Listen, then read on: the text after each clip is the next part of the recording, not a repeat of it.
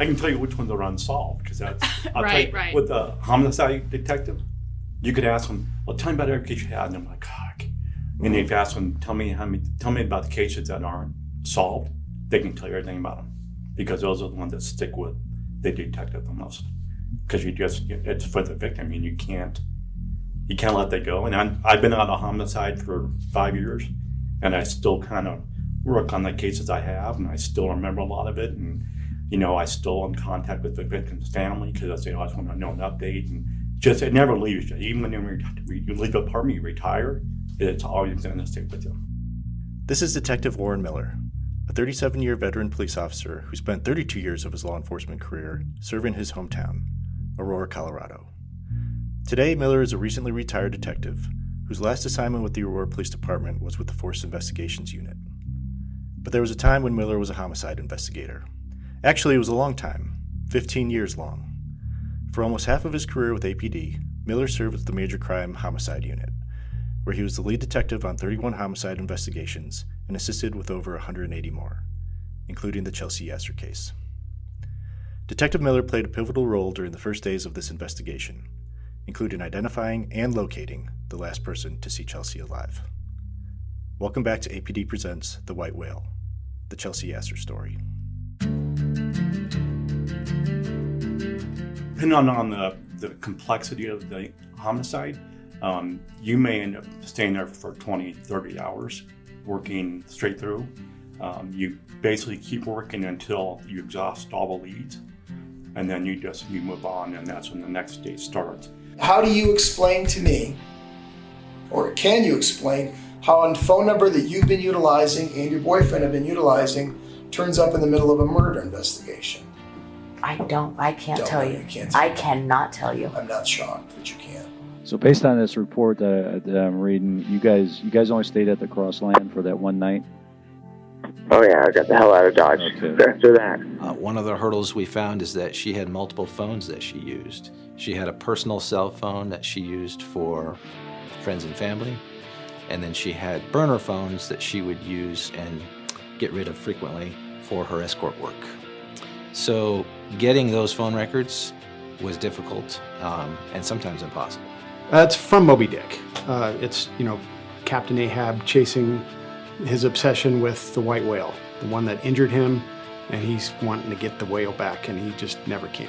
As a detective, the white whale is the case that you can never solve. Any homicide detective that does this job for any length of time will find that they have an unsolved case.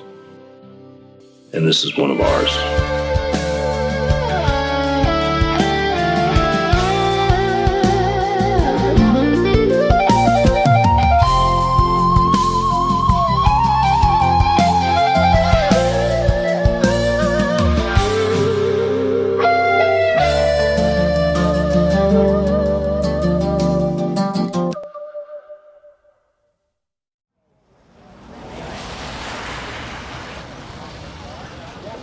It's nearly midnight on Monday, May 16th, 2016, when detectives with the Aurora Police Department Major Crimes Homicide Unit arrive at 1200 South Abilene Street.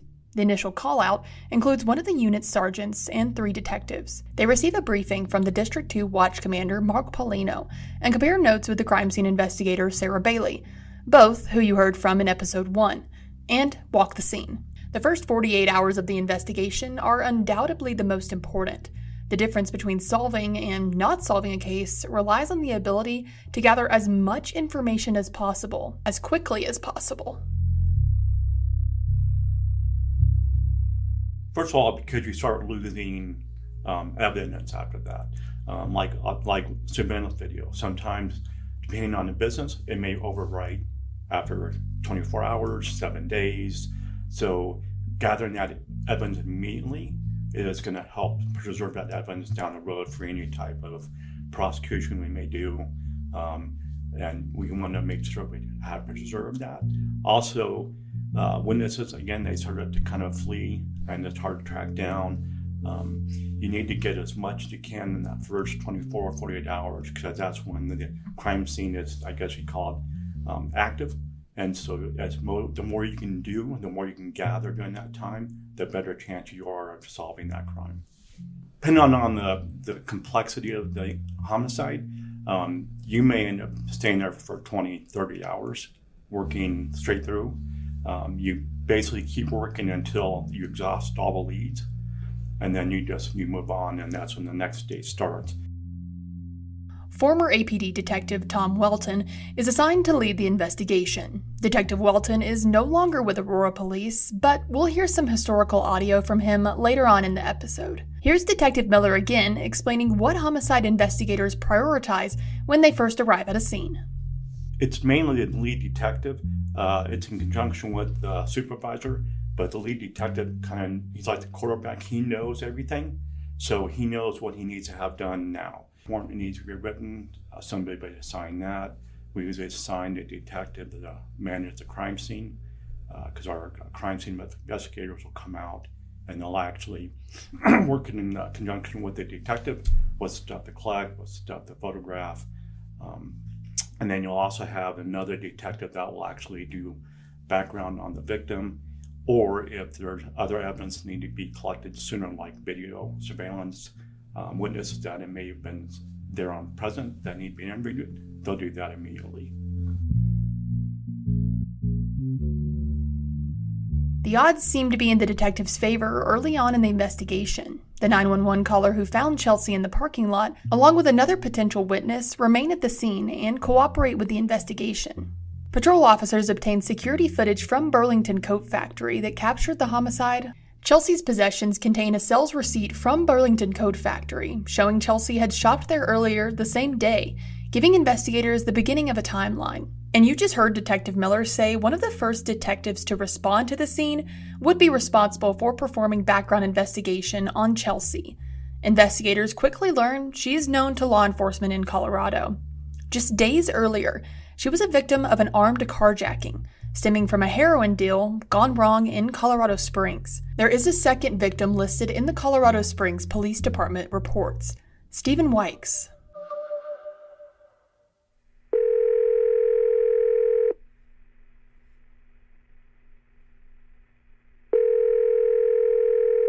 Oh, how can I help you? Stephen? Yeah, is this Officer Welton? Detective Welton, yes it is, sir. Detective Welton, I'm sorry, I don't know. No, that's all right. How you doing, man? I'm good. How are you doing? Not really good, dude. Chelsea's dad called me and said that she'd been killed. Mm-hmm. Okay. When did this happen? Well, let me get some information from you first. Sure, anything you need.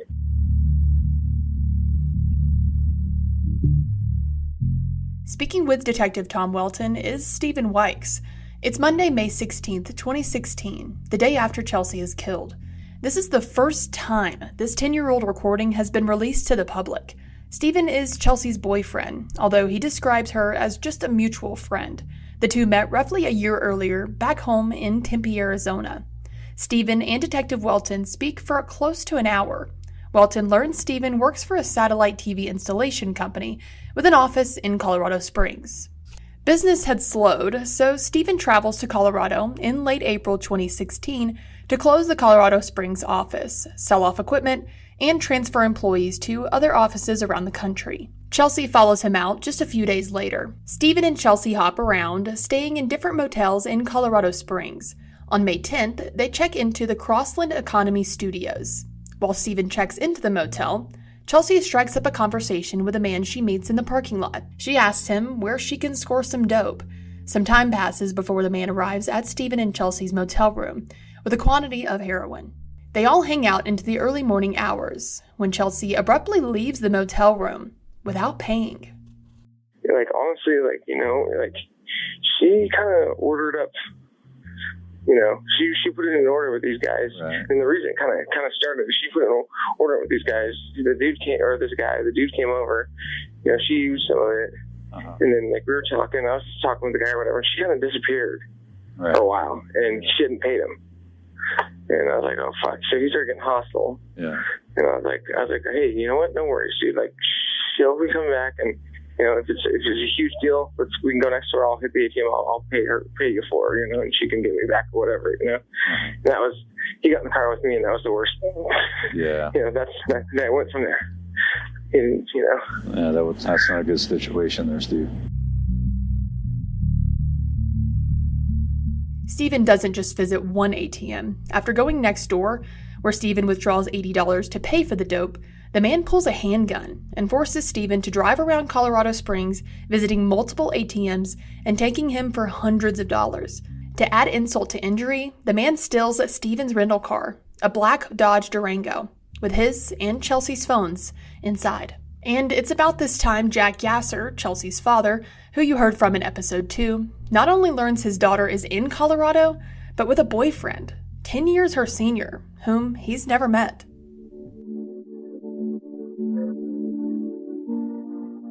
I knew of him, not who he was. When we found out she was with a male, I saw a picture of him, and I had never spoken to this man. I never met him. To this day, I've never met him. But I saw a picture of him on Facebook, and I was like, this isn't her age. This guy's older. And why are you with this guy? I couldn't understand where she met this gentleman. Gentleman is a nice word to say it, but I don't know how she met him, where she met him. So I don't really know a whole lot about him. But when I saw the pictures, I knew he was much older, so I immediately went on the deep end. And then we get to the point where in Colorado, I find out she's in Colorado. We didn't even know she was in Colorado. We didn't even know she was in Colorado.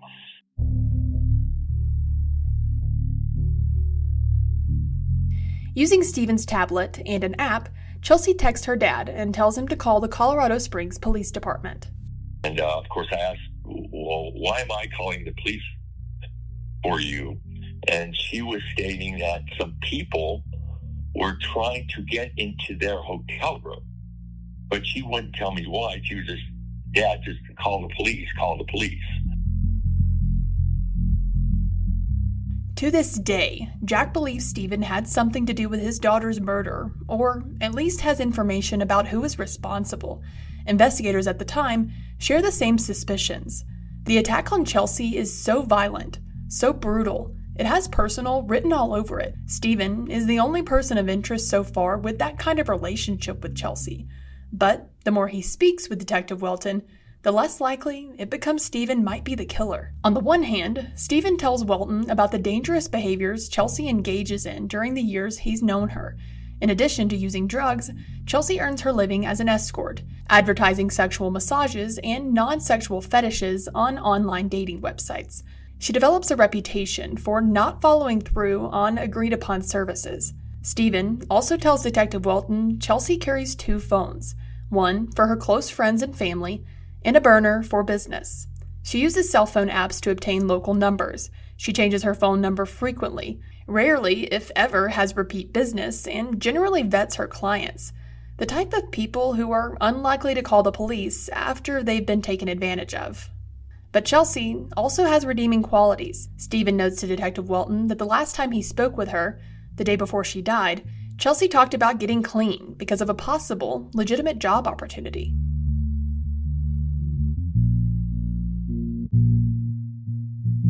She said that she saw a client or whatever, and that, he was going to give her a job. She was actually going to, get a job, because I always try to encourage her to, not do what she was doing, because it was, it's not safe, and it's just you can't really build a life around something like that, you know what I mean? And she's a nice girl most of the time, She wasn't, the easiest person to always get along with, but, she I knew her and her addiction, I think, outside of that, she went to jail for a while, and, she kicked at that point in time, and outside of her addiction, she's a sweet girl, and even inside of it, she can be too, but. Stephen all but drops off Detective Welton's radar as a possible suspect when Stephen tells him he flew back to Arizona the morning of Friday, May 13th, and is more than 800 miles away when Chelsea is killed 2 days later.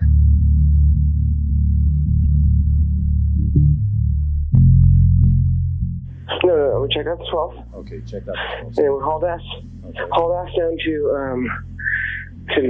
I had some work. I had some stuff in Fort Collins because some of that equipment I picked up in in Colorado Springs, I have a company that I kind of do work with that's in Fort Collins. Okay. And I sold them some equipment so I wouldn't have to ship it back. So I sold some of my stuff to them. Okay. And then I kind of hauled ass back to Denver because I was trying to get on a flight that night, right? Okay. So didn't work out. I didn't make it in time to get that, like get the car returned and be on the flight and stuff like that. So then we went and I got a place at extended stay on Bellevue and Quebec. Okay. Extended stay, Bellevue, Quebec. Yep. All right. And Chelsea's still with you? She was there, yeah. Okay. Yeah, we went to sleep. I woke up at about, I was in a hurry. I woke up at just after 10. My flight left at 12:20. I woke up, tried to get her up, say bye or whatever. She was staying. For whatever reason, I don't know, she didn't want to go back. Okay. So I, tried to wake her up, say bye. She didn't really wake up. She wasn't, the biggest pleasure in when to wake up. So I didn't push it too hard, but she was all good and well, and so I left. Investigators confirm Stephen's alibi through flight records. But if he's not the suspect, then who? Stephen gives Detective Welton a name: Eric Wulmer.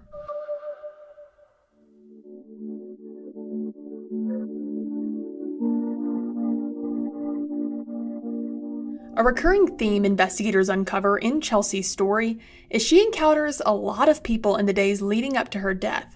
It's a confusing, tangled web of characters Chelsea either meets through chance encounters or shared interest. Investigators track down and interview several persons of interest in the investigation, but very few offer anything of substance to the case. Eric Wulmer is different.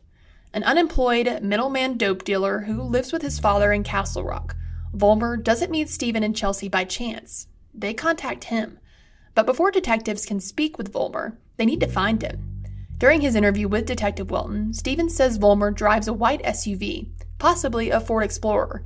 Detective Welton assigns Detective Miller with the task of tracking down the vehicle and their person of interest. Here's Detective Miller again to explain how he does just that. All we knew was a white SUV.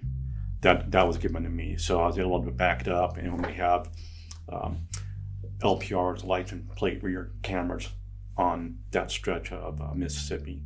I was able to, from the other mesh cameras, see the actual SUV coming down, hitting the LPRs. I was able to go in the LPR system and find that plate and identify that belonged to Eric Wulmer. And that's how I identified him. And then at that point, we started looking for that person because he's the last person that we knew or would have known where she was and who she was with. At that point, I did some research, found out where his current address was. Myself and Detective Mark Yakino drove down there, trying to make contact. We actually contacted his brother. He gave us information that he works at a company up north. Detective Yakino and I then drove up there, trying to make contact, couldn't find him. At that point, a decision was made, we'll go back down to the address the next morning, sit on the vehicle, and if we can find it, and then make a decision at that point. So the next morning, I went down there about 6 a.m, got there first, found the white SUV in the driveway, set up on the vehicle, waiting for Detective Yakino to get there to help me. While I was waiting, that's when a male party came out that we later identified as Eric Wulmer, got in the white SUV, and then started driving north towards Denver. I kind of follow him. He's now driving kind of crazy down the highways. We've been on a traffic and not using the turn signal. I'm able to follow him all the way up to Alameda and 225. Once I got into the Aurora area, I was able to get on our radio and get marked patrol units to help me stop that vehicle so we could contact Eric inside the vehicle. Detective Miller and Yakino interview Wulmer for about 20 minutes in Miller's car. They quickly determine a more in-depth interview of Wulmer is needed, and he agrees to meet with Detective Welton at Aurora Police Department headquarters, just east of Interstate 225 on Alameda Parkway. Investigators learn how Stephen and Chelsea first met Wulmer. Getting back to your phone, I noticed in your phone records, I know when we talked and I asked you when you first met, or maybe I didn't ask the question correctly, but it sounded to me like the first time that you met Chelsea and Steven would have been when they were driving up from Colorado Springs, and you met him at the gas station. Yeah, but your phone records show that you're in phone contact with Steven. Yeah, I do remember he contacted me off a website that he seen my number on when I first moved out here, and he got my number off of that. And why would he do that? I guess because he was looking for heroin. I mean, that's. And you were on a website that. There's like a website on where people were posting back and it was like a forum, and people were talking about the Denver area, and it's probably like. That's where you get dope. This is historical audio of an interview between Eric Wulmer and Detective Welton. That third voice you just heard is retired APD Detective Mark Yakino, who was the co-lead on Chelsea's case. Unfortunately, this historical interview is all we have from Wulmer. Another chance to interview him would never be an option. He died in 2017. Like asking them kind of questions, like where you get different stuff. And so do you remember that he contacted you? Yeah, that's who before. Tell me about that. So I just remember, I think it was when he just texted me and asked me, so he got my number off of the website, and asked me if I could get that for him. And he was in Colorado Springs, and just went from there. Okay. So did you know that they were coming up from the Springs? So did you guys more or less plan meeting at the Loaf and Jug, and it just wasn't a chance meeting that you first told me about? Okay. Yeah. Wulmer also confirmed Steven's alibi, telling detectives he left Colorado before Chelsea's death. Investigators glean a lot of information about Chelsea's last days from Wulmer. Notably, before Steven left for Arizona, he asked Wulmer to keep an eye on Chelsea for him. Before Steven left, they both asked me if she needed rides, because he had the rental car. If she paid me, if I would give them rides or give her rides, and I said I would do that. And did he pay you? Well, she would, give you $10 to take me here or there. But that's the same time as when she asked me if I would, I guess, pre-protection or whatever. And that's when I told him I didn't want to do that. Okay. What was your reason for not wanting to get involved in that? Just anything go wrong, I'm not. I mean, you're involved in buying heroin. I understand that, but I mean, I'm just trying to ask a logical question. I'll be honest with you, I've done that before, so I know what I've been involved in that. I've never been involved in, and if something did go wrong, buying heroin, I understand I could go to jail, but if something did go wrong, I could end up getting killed or getting in a murder case, anything could happen there.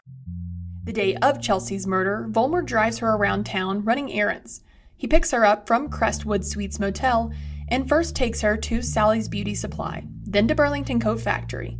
Wulmer waits outside with a guy named Derek. Derek, though, isn't important to the investigation. He's simply along for the ride because he needs Wulmer to take him to his car, which is broken down in Denver. Wulmer is the last person known to law enforcement to see Chelsea alive. And then that night when you guys, how long do you think you remember you stayed at the Burlington? 15 minutes maybe. And did she actually text you or call you? I called her to ask her how long she would be, because at first I was just sitting out front, right out front the door, and then I parked and I just wanted to see how long she would be, and she was like, I'm going to be a while, on a shop, so you can just go. Okay. And then it was like closer to 9 when she called me or texted me and asked me if I could pick her up later that night, that night at the Burger King. And did she give you any indication that she was waiting for someone else? No, she just said, I forget what exactly, she just asked me if I could pick her up, but she didn't say she had to meet anybody or anything like that. Right.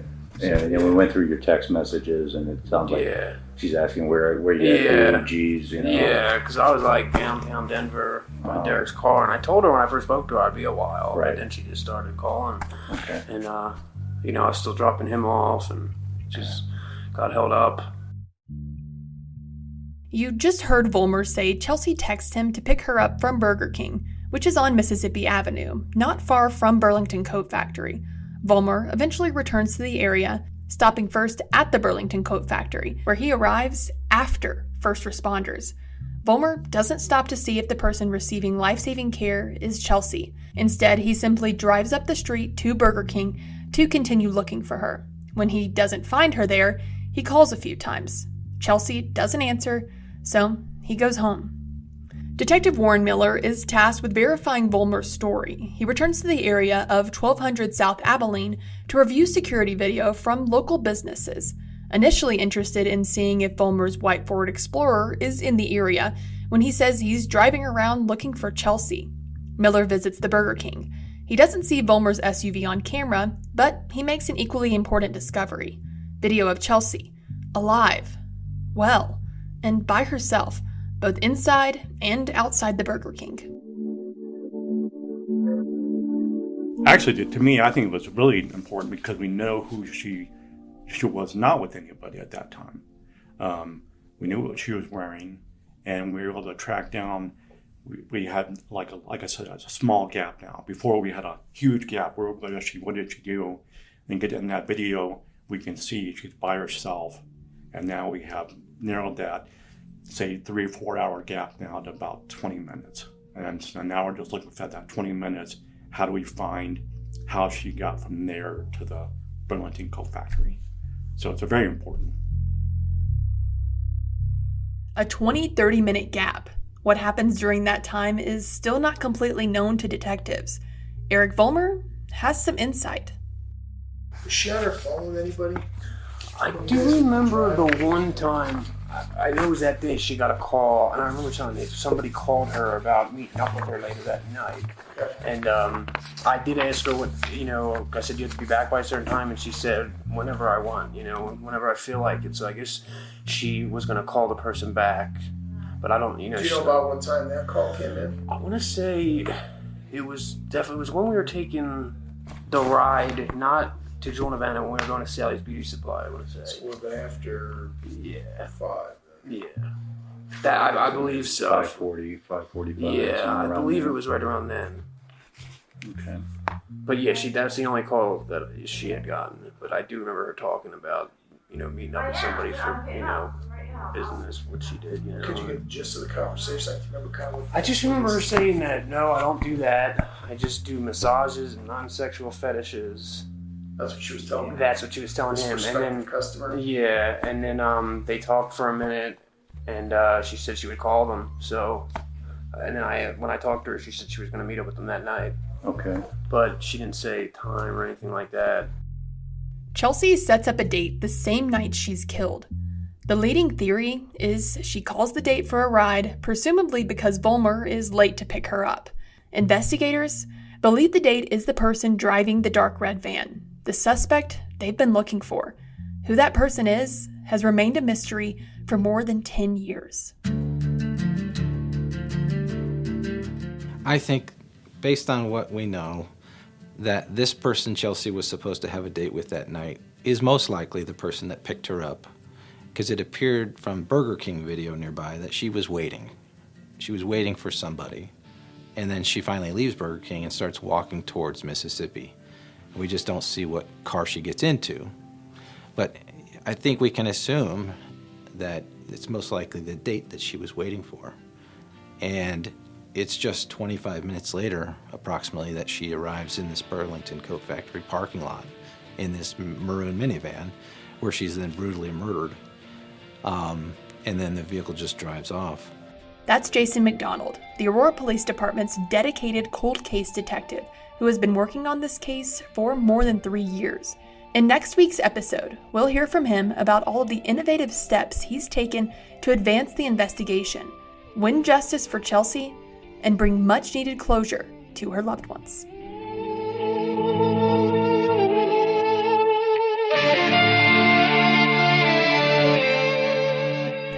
The Aurora Police Department is still actively investigating this case, and detectives are interested in speaking with anyone who might have information about Chelsea's murder. Specifically, investigators are interested in speaking with anyone who knows someone who drove a dark red or maroon minivan, similar in appearance to a 1995 to 1998 Ford Windstar, who's known to carry a knife, has a history of violence against women, and would have been in Aurora in May of 2016. No tip is too small in this investigation, and your information could make the difference in solving this case. Anyone who has information about this investigation is asked to call our cold case hotline at 303-326-TIPS. That's 303-326-8477.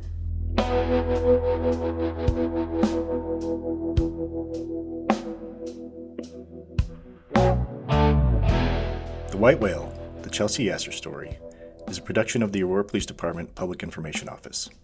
Our thanks to Jack Yasser, Cold Case Detective Jason McDonald, and APD's Major Crime Homicide Unit.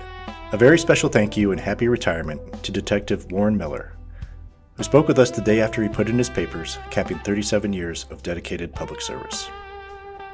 This episode was researched, written, and reported by PIOs Joe Moylan and Gabby Easterwood, and our agency videographer Nick Perot. Audio and video recording by Nick Perot. Audio and sound editing by Gabby Easterwood. Narration by Gabby Easterwood. This project is overseen by Communications Manager Katie Fisher, with the support of the Aurora Police Department Chief's Office. Title track for the podcast, Concrete Burnout, was created with the assistance of AI platform Murica. Music for the credits, Dusty Spoke, was also created with the assistance of Murica and inspired by some of Chelsea Yasser's favorite musicians. Additional information about the Chelsea Yasser case, including photos and video, can be found using the link to the source material in this episode description.